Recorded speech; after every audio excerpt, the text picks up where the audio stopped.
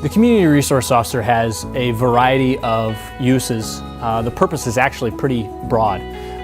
Ultimately, we're a liaison between the police department, the patrol officers in our other divisions, and other city departments in the community. We act as a resource for residents if they don't know where to have a problem answered, or maybe are having difficulty getting a more complex problem answered. The Community Resource Officer can kind of be the liaison that coordinates all of the various responses that would be needed to solve that problem. On a daily basis, my job can look very different. There's some days when I am in the office planning outreach events and planning new programs to reach new people or promote a new message. There's other days when I'm out in the community constantly reaching people and talking with people and giving presentations. Sometimes it's just connecting with the community and letting them know what we do and what our capabilities are. I also work closely with property managers. We have a lot of rental properties in this town, and that creates some unique challenges because you have a lot of people moving into the town that maybe aren't planning to stay here and make this their home.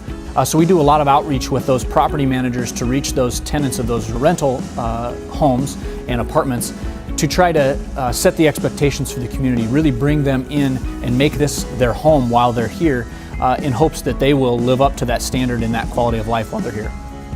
My position is very difficult. I have 1,300 tenants, essentially college students that I take care of. I basically babysit college students, and some of them are easier to babysit than others.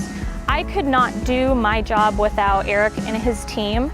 I don't know how I could manage both properties and hold people accountable for breaking policy without them, or just being there as a resource to talk to tenants about just behaving in a proper manner. My position actually is in charge of security at Campus Town, just fines, regulation, making sure everyone stays safe and abides to the leaves. And having that CRO, having that direct link to Ames Police is just an incredible asset.